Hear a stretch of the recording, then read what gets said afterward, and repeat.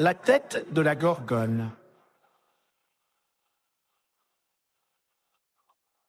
Persée était fils de Danaé, elle-même fille de roi. Il n'était encore qu'un bien petit garçon lorsque des méchants le mirent, lui et sa maman, dans un coffre qu'ils jetèrent à la mer. Une brise fraîche les éloigna du rivage. Les flots agités les secouèrent rudement. Danaé avait une peur affreuse de voir quelques grosses vagues les recouvrir tous deux de sa blanche écume. Elle serrait son enfant sur son sein. Mais ses craintes furent vaines. Le coffre, poussé par les vents, ne chavira ni ne coula. La nuit le trouva tout près d'une île, pris dans les filets d'un pêcheur qui le tira à sec sur le sable. L'île était Séripho, où régnait le roi Polydecte, frère du pêcheur. Ce pêcheur, je suis bien contente de vous le dire, était un homme honnête, plein d'humanité. Il témoigna une grande bonté à Danaé et à son petit garçon. Il ne cessa de leur montrer la même amitié jusqu'à ce que Persée fût devenu un beau jeune homme, fort, actif, habile au maniement des armes. Longtemps avant, le roi Polydecte avait vu ces deux étrangers, mère et fils, qu'un coffre flottant avait apporté dans ses états. Loin d'être bon, bienveillant comme son frère le pêcheur, il était extrêmement méchant.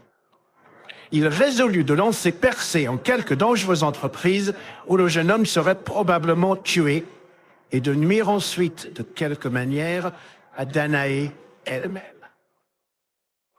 Ce monarque au mauvais cœur chercha longuement le fait le plus dangereux qu'un jeune homme put tenter d'accomplir.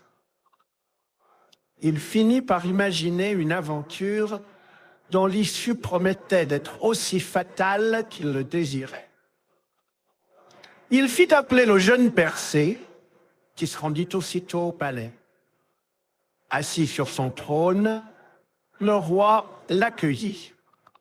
« Persée, dit-il avec un sourire astucieux, te voilà devenu un beau jeune homme. Je vous ai montré à ton excellente mère et à toi beaucoup de bienveillance. Mon digne frère le pêcheur a agi de même sorte. J'imagine que tu ne serais pas fâché de nous prouver ta reconnaissance.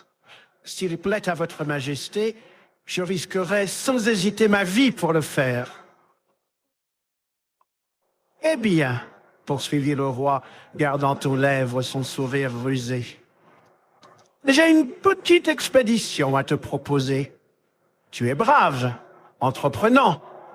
Tu considéreras comme une rare bonne fortune, je n'en doute pas, cette occasion qui s'offre de te distinguer. Tu dois savoir, mon bon Persée, que je songe à épouser la belle princesse Hippodamise.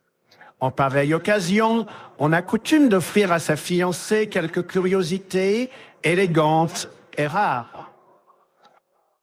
Mais ce matin, je m'en flatte, j'ai trouvé le présent qui convient exactement. « Et je puis aider votre majesté à l'obtenir ?» s'écria Persée.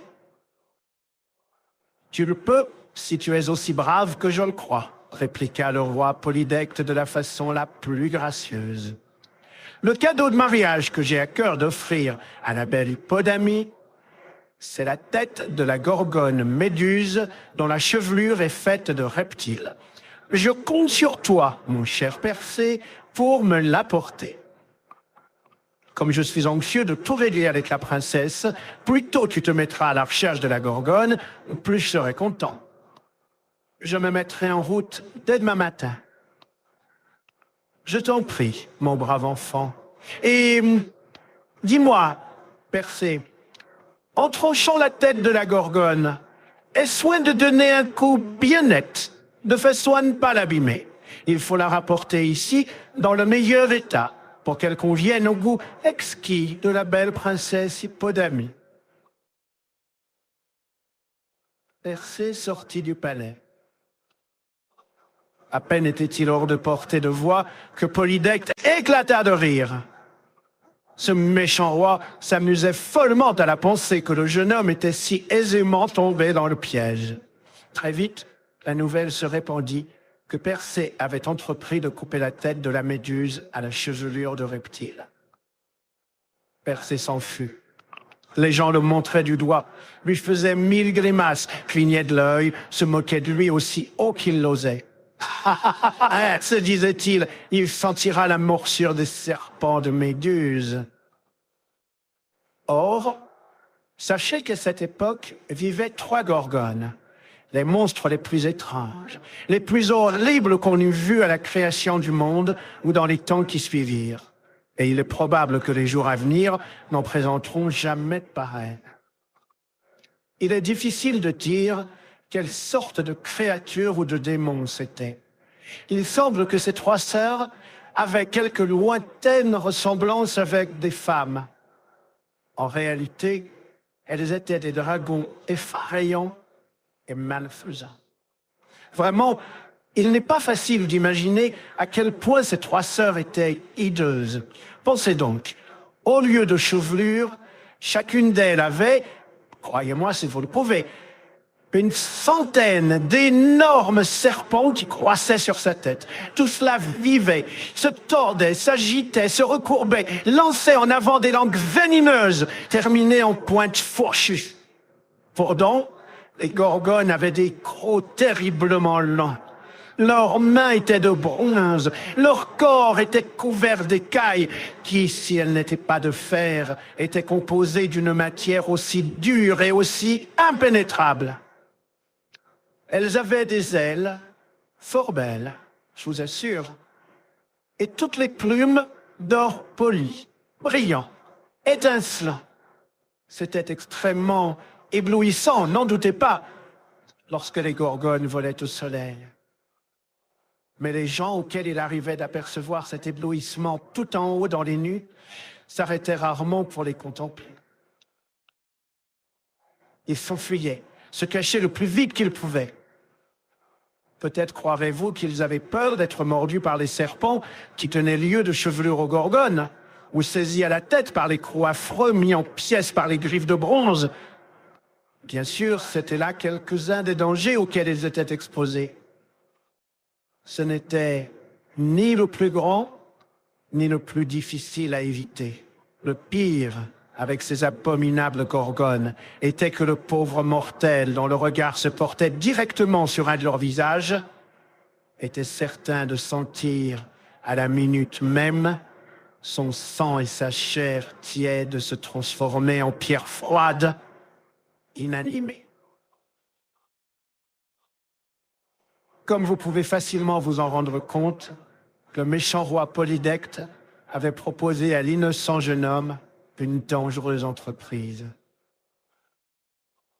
Persée lui-même, lorsqu'il eut mûrement réfléchi, ne put s'empêcher de voir qu'il avait peu de chances de s'en sortir sain et sauf, qu'il risquait bien plus d'être transformé en statue de pierre que de rapporter la tête de Méduse à la chevelure de reptile.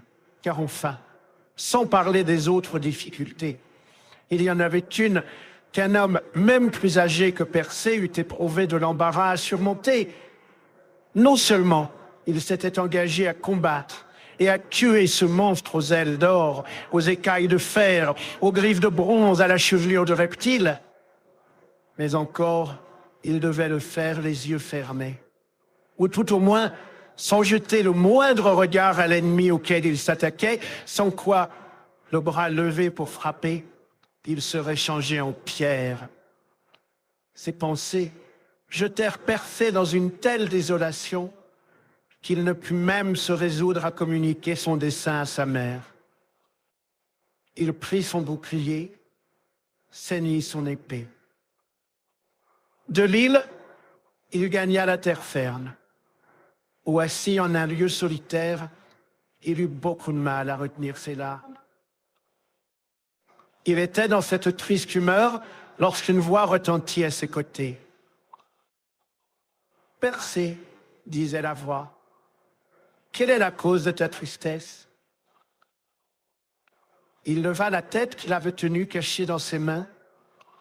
« Que croiriez-vous » Alors que Persée s'était imaginé être seul, un étranger se trouvait en ce lieu solitaire. Un jeune homme, à l'allure vive, au regard intelligent, remarquablement malicieux, un manteau sur les épaules, une coiffure bizarre sur la tête, un bâton curieusement contourné à la main, une courte épée très recourbée pendue au côté. Son corps souple, agile, était celui d'un homme habitué aux jeux de gymnase, capable de sauter et de courir. L'étranger avait l'air si renseigné, si joyeux, si secourable, bien qu'un peu malicieux avec tout cela, que Persée ne put s'empêcher, en le regardant, de sentir son entrain revenir. Et puis, comme il avait un réel courage, il était humilié que quelqu'un lui vût les yeux pleins de larmes, tel un écolier timide, alors qu'après tout, il n'y avait peut-être pas lieu de se désespérer. Il s'essuya les yeux pour répondre à l'étranger avec entrain, en s'efforçant de paraître aussi brave que possible. « Oh, je ne suis pas si triste que cela, dit-il. Mais une aventure que j'ai entreprise me rend songeur. »« Oh, oh, raconte-moi cela. » »« Tu sais, je pourrais peut-être t'être utile. Il m'est arrivé d'aider pas mal de jeunes gens en des affaires qui, de prime abord, semblaient assez difficiles. Il se peut que tu aies entendu parler de moi. J'ai plus d'un nom, mais celui de Vif-Argent me convient aussi bien qu'un autre. Expose-moi tes ennuis.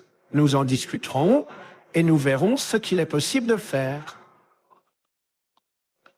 Les paroles de l'étranger, ses manières, modifièrent complètement l'état d'esprit de Persée, qui résolut de confier à Vif-Argent toutes ses craintes.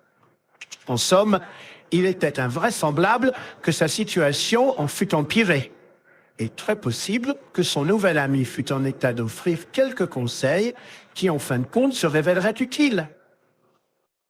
Il fit connaître avec précision, en quelques mots, l'embarras dans lequel il se trouvait. Comment le roi Polydecte désirait donner la tête de Méduse coiffée de serpent en cadeau de noces à la belle princesse Hippodamie, comment lui, Persée, avait entrepris de la lui procurer, mais redoutait d'être changé en pierre. « Ce qui serait une grande pitié, dit Vif-Argent avec son sourire malicieux. Tu ferais une belle statue de marbre, ce n'est pas douteux. Mais, somme toute, je comprends que l'on préfère être un jeune homme pendant quelques années qu'une statue de pierre pendant longtemps. Je crois bien, s'écria Persée à qui, de nouveau, les larmes vinrent aux yeux. Et puis, que ferait ma mère chérie si son fils bien-aimé venait être changé en pierre? Bon, espérons que l'expédition ne finira pas aussi mal, répliqua Vif-Argent sur un ton d'encouragement. Si quelqu'un peut t'aider, certes, c'est moi. Avec ma sœur, je ferai tout ce qui sera en notre pouvoir pour te sortir sain et sauf de cette aventure si mal engagée qu'elle paraisse en ce moment. Votre sœur? Oui, ma sœur. Elle est fort sage, je t'assure. Pour ma part, je sais en général ce que je veux, quoi que cela puisse être. Si tu te montres hardi et prudent, si tu suis nos conseils, tu n'auras pas à craindre pour l'instant d'être changé en statue de pierre. Mais avant tout, fourbis ton bouclier de telle sorte que tu puisses t'y voir aisément, comme dans un miroir. Il parut à Persée que c'était là un curieux début pour son entreprise. Il estimait de beaucoup plus d'importance que son bouclier fût assez solide pour le protéger contre les griffes de bronze de la Gorgone, plutôt qu'assez brillant pour refléter sa propre image.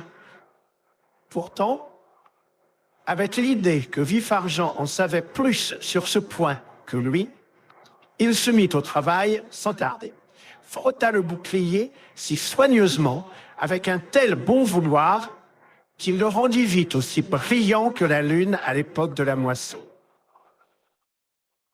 Vif-Argent le regarda en souriant, fit un signe d'approbation, puis, Prenant son épée courte et recourbée, il la passa à la ceinture de Persée, à la place de celle qui s'y trouvait.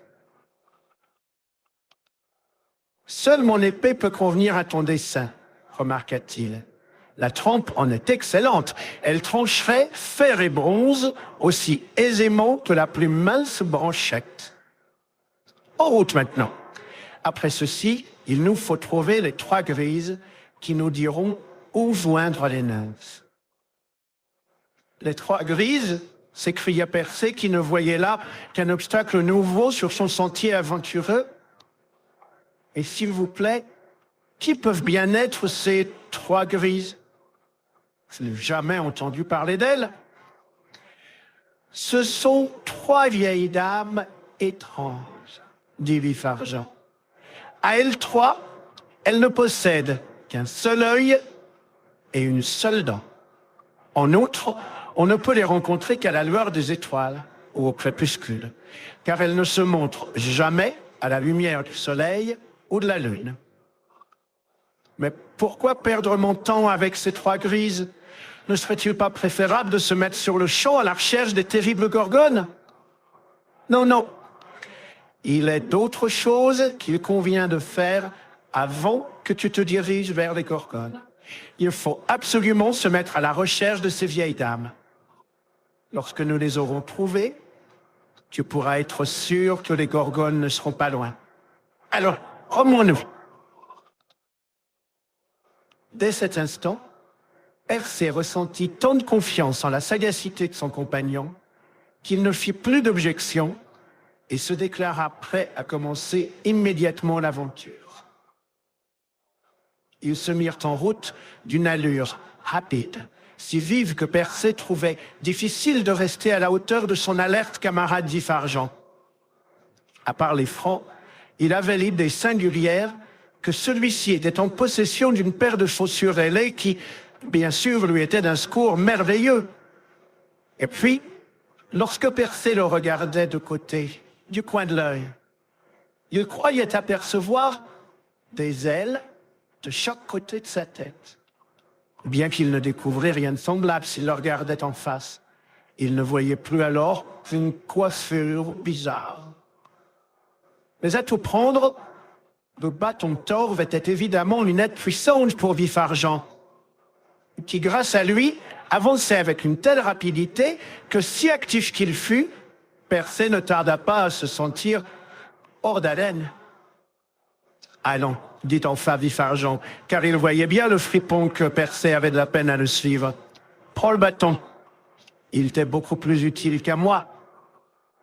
J'imagine qu'il y a de meilleurs marcheurs que toi dans l'île de Sérifo. » « Je marcherai assez convenablement, dit Persée en regardant furtivement sur les pieds de son compagnon, si seulement je possédais une paire de sandales ailées.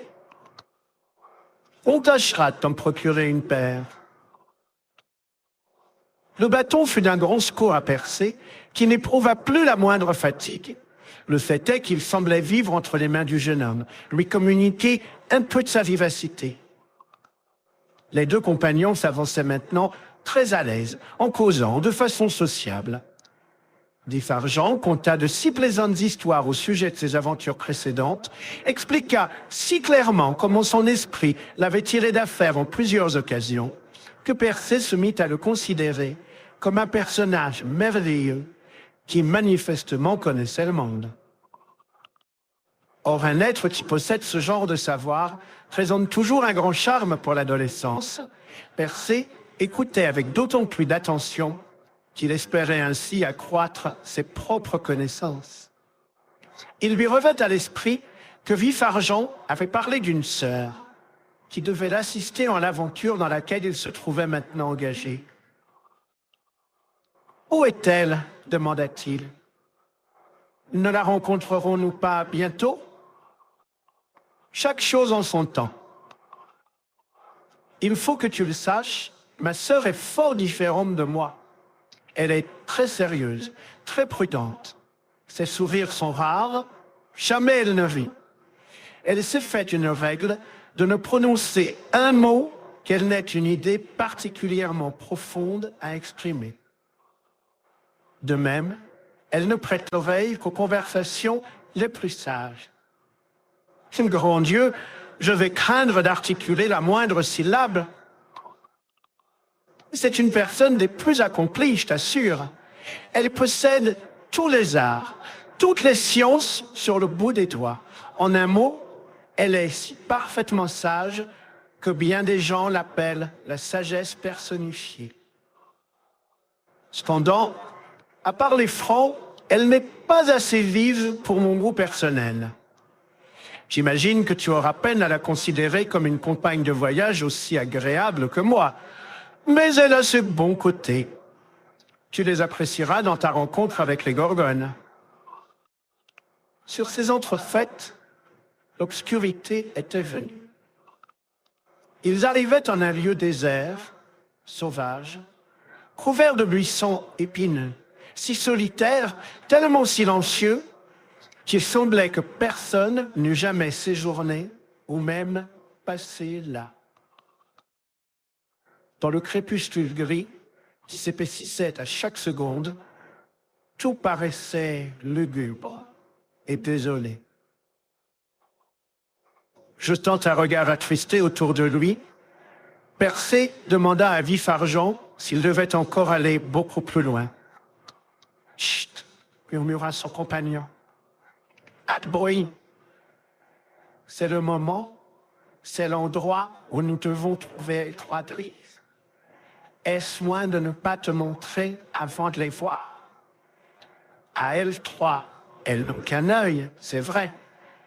Mais cet œil unique est doué d'une vue aussi perçante qu'une demi-douzaine d'yeux ordinaires.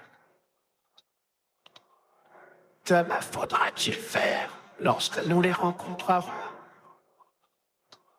Vif-Argent expliqua comment les trois grises en usaient avec leur œil.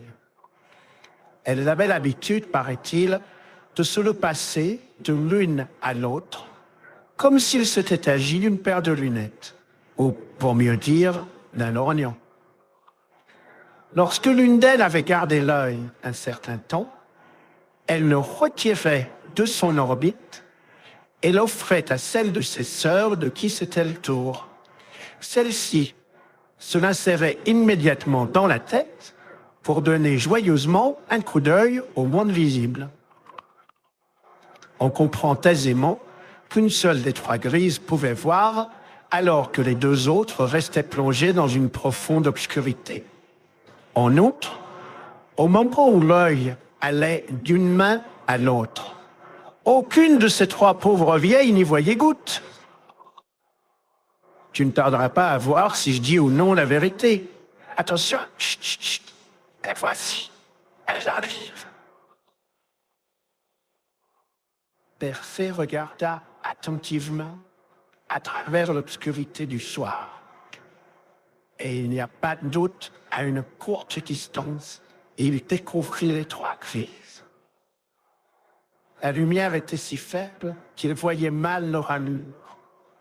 Il aperçut leurs longues chevelures grises. Puis lorsqu'elles approchèrent, il constata que deux d'entre elles avaient au milieu du front un orbite vide, tandis qu'au centre du front de la troisième sœur, celle du milieu, un œil large, brillant, perçant, scintillait comme un énorme diamant sur une bague.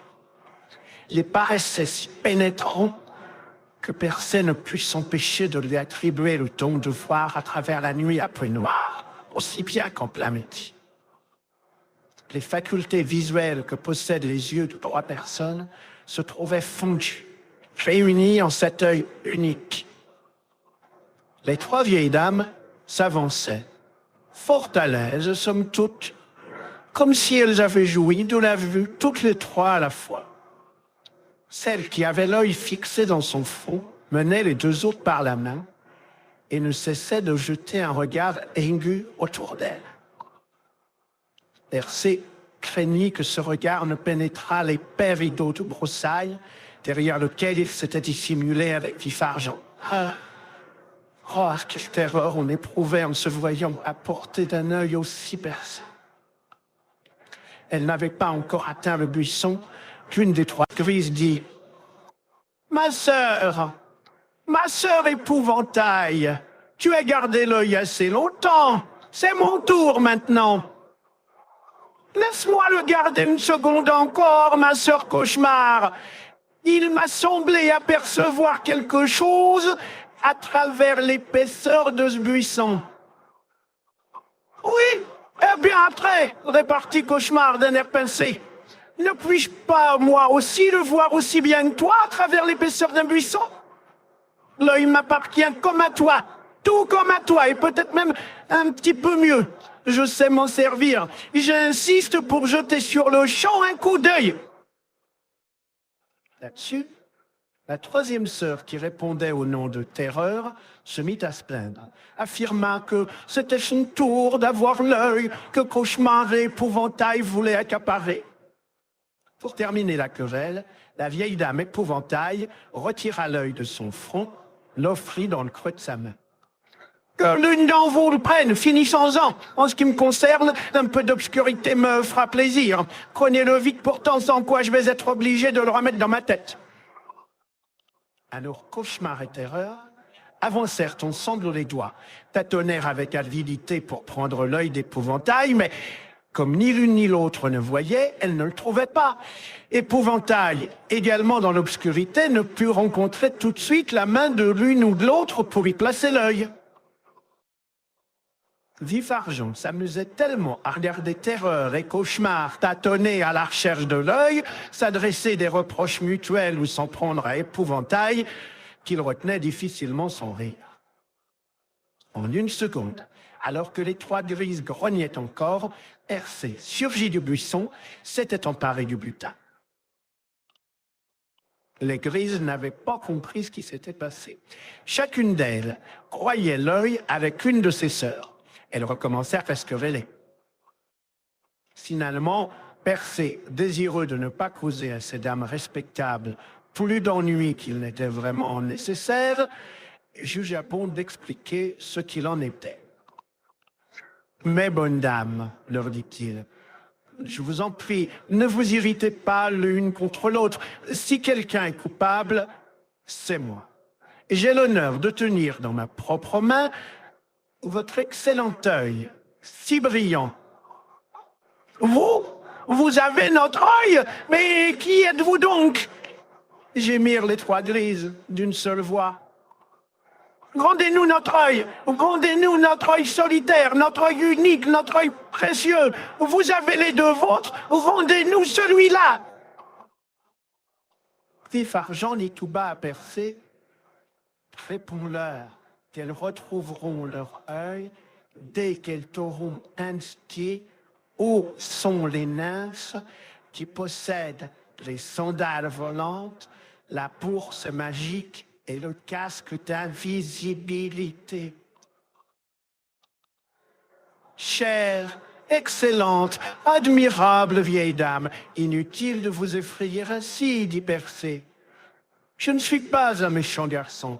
Votre œil vous sera rendu sain et sauf, aussi brillant que jamais, dès que vous m'aurez dit où je puis rencontrer les nymphes. Les nymphes, oh, mes pauvres sœurs, mais de quelles nymphes veut-il parler? Gémit Épouvantail.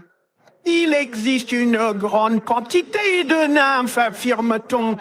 Il en est qui chassent dans les forêts, d'autres vivent à l'intérieur des arbres, d'autres encore se sont fait un gîte confortable des fraîches fontaines. Nous ne savons rien d'elles, rien du tout. Nous sommes trois malheureuses vieilles femmes qui errons au crépuscule avec le seul œil que nous possédions à nous trois. Or, vous nous l'avez volé. Étrangers, rendez-le nous. Qui que vous soyez, rendez-le nous. Durant ce discours, les trois grises tâtonnaient les mains en avant, faisant leur possible pour saisir Persée, qui se tenait soigneusement hors de leur atteinte. « Respectable vieille dame, reprit-il, sa mère, voyez-vous, lui avait appris à manifester toujours la plus grande politesse. Je tiens ferme votre œil dans la main. Je vous le garderai, sauf jusqu'à ce qu'il vous plaise de m'apprendre où je trouverai ces nymphes. Je veux parler de celles qui gardent la bourse enchantée, les sandales ailées et le casque d'invisibilité. Pitié divine, mes sœurs, mais de quoi donc parle ce jeune homme? S'écrièrent l'épouvantail, cauchemar et terreur de l'air le plus étonné. Une paire de sandales ailées, qu'il dit. Mais ses talons ne tarderaient pas à s'envoler au-dessus de sa tête s'il avait la sottise de les chausser. Et un casque d'invisibilité. Comment un casque pourrait-il le rendre invisible, à moins qu'il ne s'agisse d'un casque assez gros pour le recouvrir tout entier? Et une bourse enchantée. Qu'est-ce que ça peut bien être que cette histoire-là, je vous le demande? Non, non, mon bon étranger. Nous ne saurions rien vous dire de ces objets étonnants. Vous avez 2 yeux qui vous appartiennent et nous un seul pour nous 3.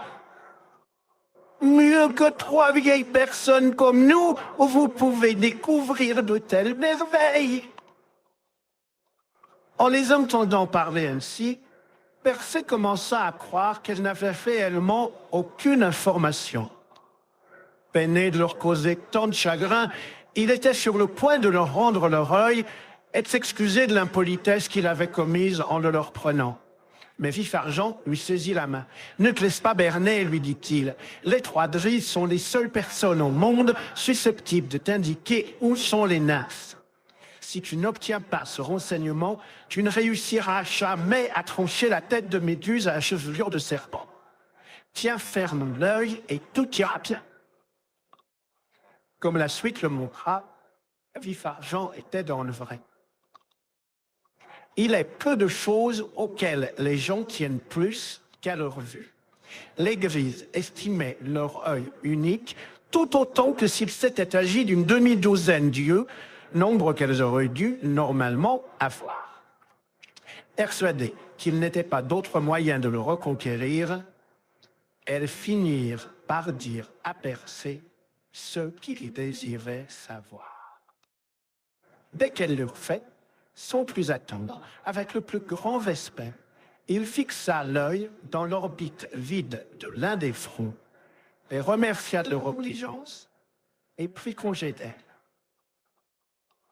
Mais Persée et Vif-Argent se hâtaient à la recherche des nymphes. Les vieilles dames leur avaient donné des indications si précises qu'ils ne furent pas longs à les découvrir. Elles ne ressemblaient aucunement à cauchemar, terreur et épouvantail. Au lieu d'être vieilles, elles étaient jeunes et belles.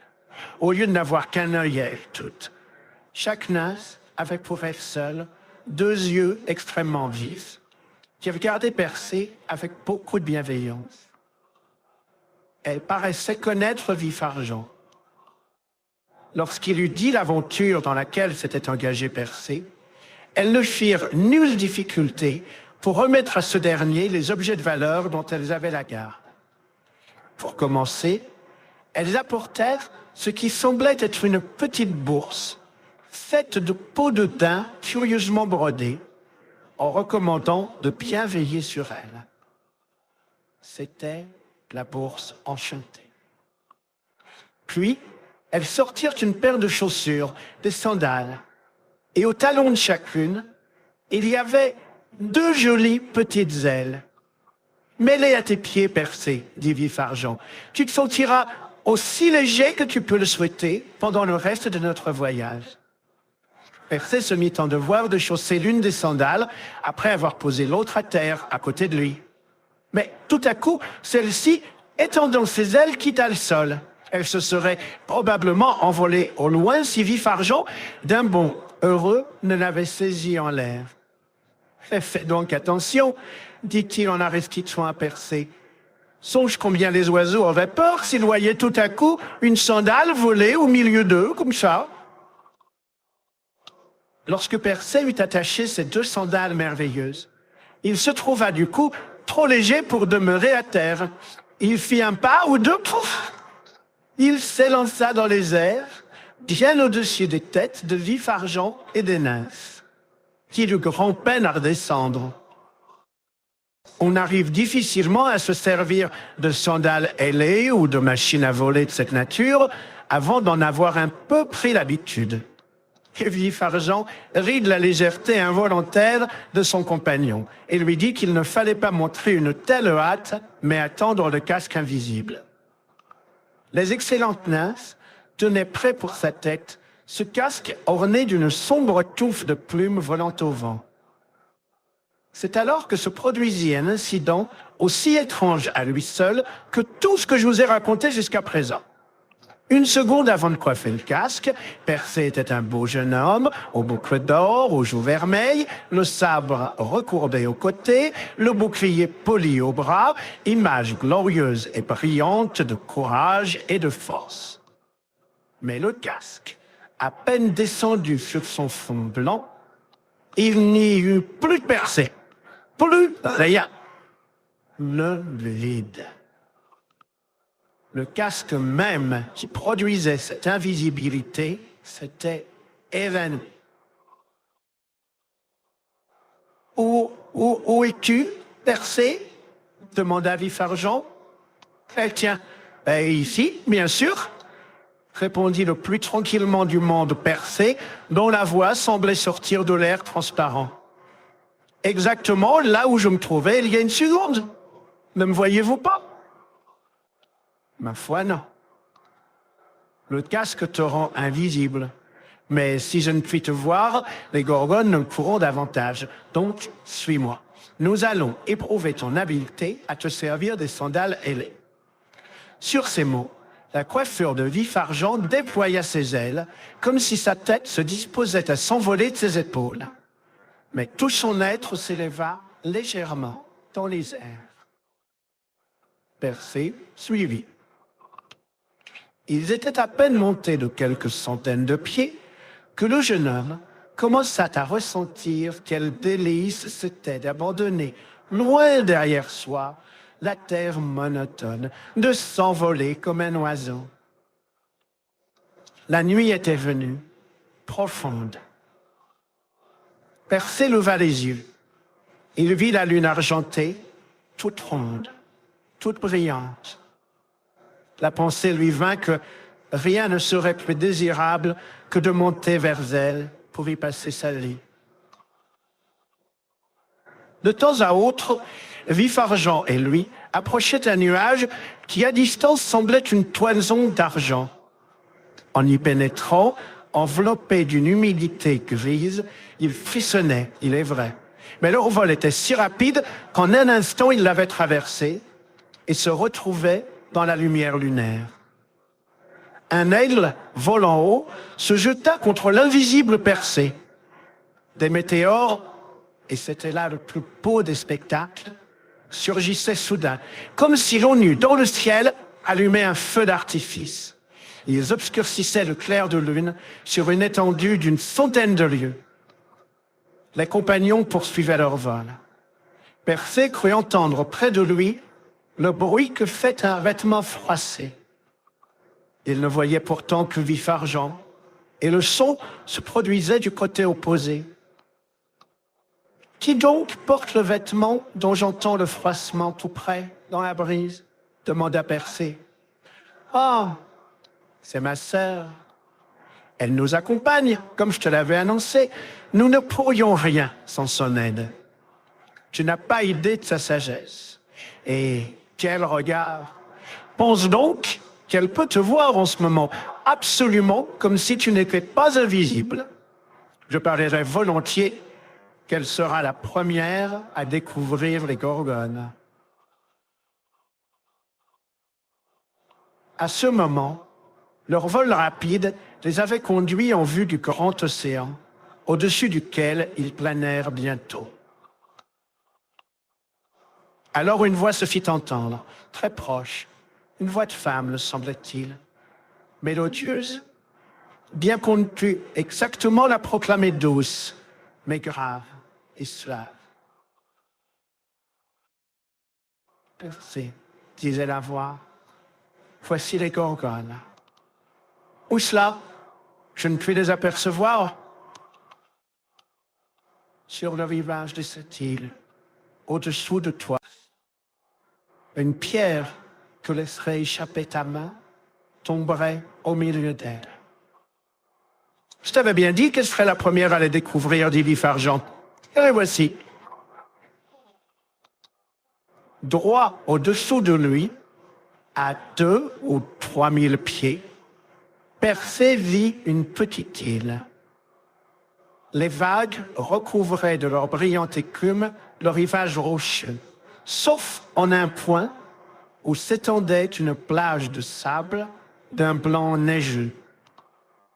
C'est vers ce lieu qu'il descendit, son regard attentif fixé sur une tache lumineuse au pied de sombres rocs escarpés.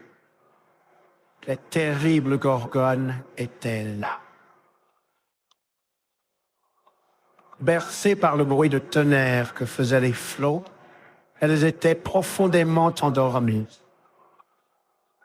Le clair de lune glissait sur leurs écailles d'acier, touchait leurs ailes d'or paresseusement posées sur le sable.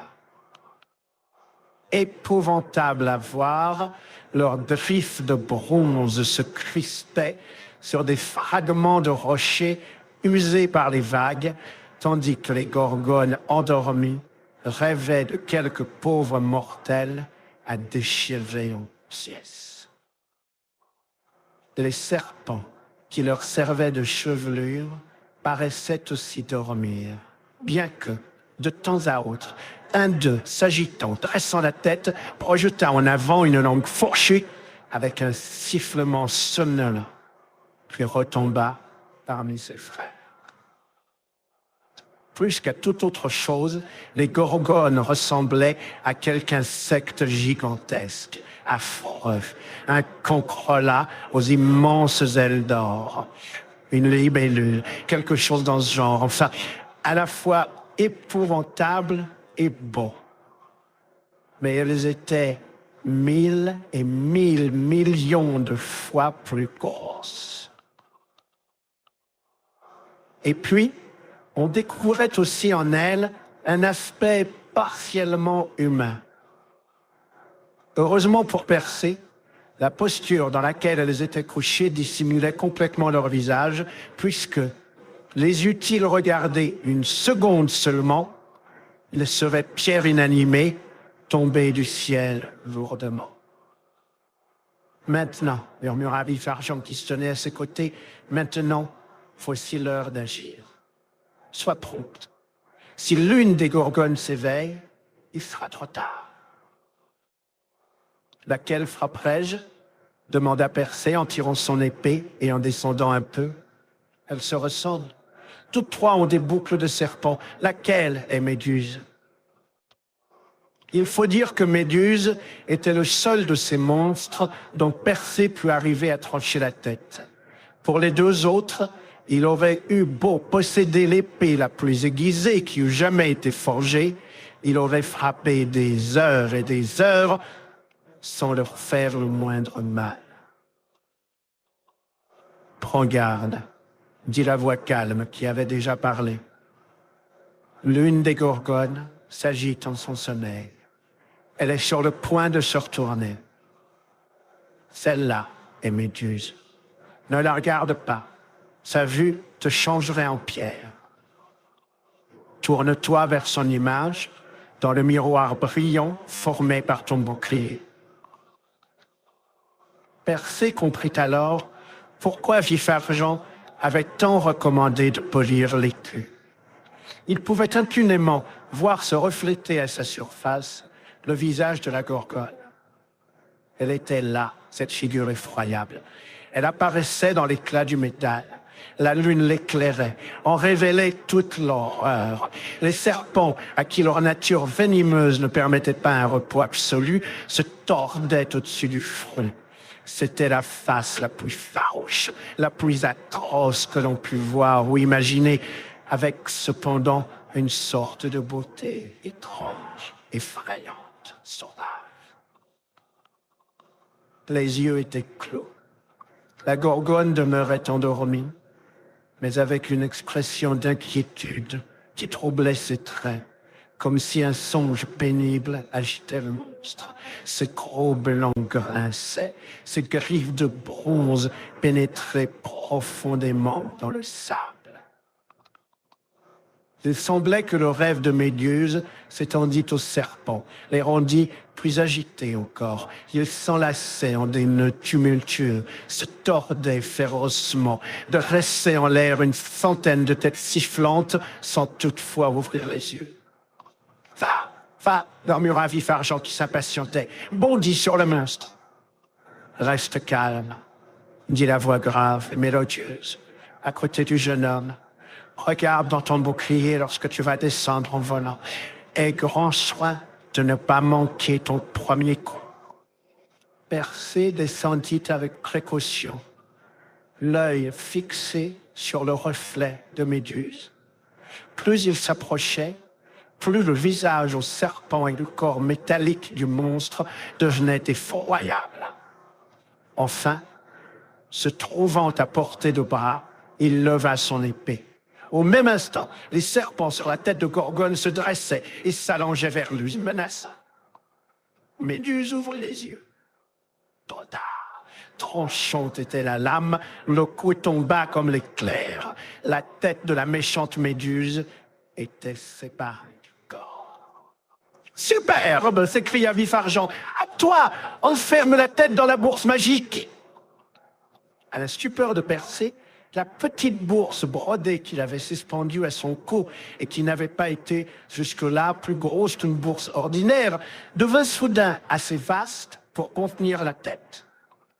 Prompt comme la pensée, il saisit cette dernière avec les serpents qui se tordaient encore. « Ta tâche est terminée, » dit la voix calme. « Fuis maintenant, car les autres Gorgones vont s'efforcer de venger la mort de leur sœur. » La fuite s'imposait. L'exploit de Persée ne s'était pas accompli si tranquillement que le bruit de l'épée, le sifflement des serpents, la chute de la tête roulant sur le sable baigné par les flots n'eussent éveillé les deux autres monstres. Un instant, les Gorgones assises, encore ensommeillées, se frottèrent les yeux de leurs griffes de bronze. Sur leur tête, les serpents surpris s'érigeaient, droits, dardant leur tête venimeuse. Ils ne savaient pas contre quoi. Lorsqu'elles virent le corps écailleux, décapité, les ailes d'or froissées étendues sur leur sable, oh alors, leurs cris, leurs clameurs devinrent effroyables. Et les serpents, d'un commun accord, ils lancèrent leurs 100 sifflements. De la bourse magique, les serpents de Méduse répondirent. Dès qu'elles furent tout à fait éveillées, les Gorgones s'élancèrent dans les cieux. Elles brandirent leurs serres d'airain, grincèrent de façon horrible leurs crocs, agitèrent leurs ailes immenses d'une façon si sauvage que quelques-unes des plumes d'or arrachées voltigèrent jusqu'au rivage. Elles s'y trouvent peut-être encore. Comme je vous le disais, les Gorgones s'élevèrent, jetèrent autour d'elles des regards terrifiants, dans l'espoir de changer quelqu'un en pierre. Si Persée les avait contemplés en face ou était tombé entre leurs griffes, jamais plus sa pauvre mère n'eût embrassé son enfant. Mais il prit grand soin de regarder dans une autre direction. Comme il portait le casque d'invisibilité, les Gorgones ne savaient où le poursuivre. Vous pensez bien qu'il fit le meilleur usage des sandales ailées en bondissant à 1 ou 2 lieues. À cette hauteur, les clameurs des créatures abominables n'arrivaient plus qu'affaiblis. Il fila droit sur l'île de Sérifo pour porter la tête de Méduse au roi Polydecte. Le temps me manque pour vous conter plusieurs choses merveilleuses qui arrivèrent à Persée autour de son voyage de retour. Il tua un monstre hideux qui était sur le point de dévorer une délicieuse jeune fille. Il changea un énorme géant en montagne de pierre, rien qu'en lui montrant la tête de la Gorgone. Si par hasard vous éprouvez quelques doutes au sujet de cette dernière aventure, allez en Afrique un de ces jours. Vous verrez cette même montagne qui porte toujours le nom du géant. Notre brave Persée finit tout de même par gagner l'île où il espérait trouver sa mère chérie. Mais pendant son absence, le méchant roi avait si mal agi avec Danaé qu'obligée de s'enfuir, elle s'était réfugiée en un temple où quelques bons vieux prêtres lui témoignèrent une grande bienveillance. Il semble que ce digne prêtre et le pêcheur au grand cœur, qui, trouvant Danaé et le petit Persée dans leur coffre flottant, leur avait donné le premier l'hospitalité, aient été les seules personnes de l'île qui eussent le souci de bien faire. Tout le reste de la population, comme le roi Polydecte lui-même se conduisait mal, ne méritait pas de destinée meilleure que celle qui va lui échoir. N'ayant pas rencontré sa mère au logis, Persée se dirigea directement vers le palais. On l'introduit aussitôt en la présence du roi. Polydecte n'était pas plus content que ça de le revoir, car en son esprit malfaisant, il avait presque acquis la certitude que les Gorgones avaient mis en pièces le jeune homme et l'avaient dévoré. Il croyait en être débarrassé. Cependant, le voyant de retour sain et sauf, il assuma la meilleure contenance pour interroger Persée sur son exploit. « As-tu tenu ta promesse ?» lui demanda-t-il. « M'apportes-tu la tête de Méduse à la chevelure de serpent ?» « Si tu ne l'as pas, jeune homme, il t'en coûtera cher, car il me faut un cadeau de mariage pour la belle princesse Hippodamie. » Or, rien ne peut lui inspirer autant d'admiration. « Oui, n'en déplaise à votre majesté, » répondit Persée, avec autant de calme que s'il n'avait pas accompli un acte merveilleux pour un homme aussi jeune. « Je vous ai rapporté la tête de la Gorgone intacte, serpent compris. » Vraiment? Voyons là, ce doit être un curieux spectacle, si tout ce qu'en disent les voyageurs est exact. Votre Majesté dit vrai. C'est un objet qui, à n'en pas douter, fixera les regards de tous ceux qui le contempleront. Avec la permission de Votre Majesté, je suggérerais la proclamation d'un jour de fête afin que les sujets de Votre Majesté, assemblés, puissent tous admirer cette merveille. Peu d'entre eux, j'imagine, ont déjà vu une tête de Gorgone. Pareille occasion ne se représentera peut-être jamais.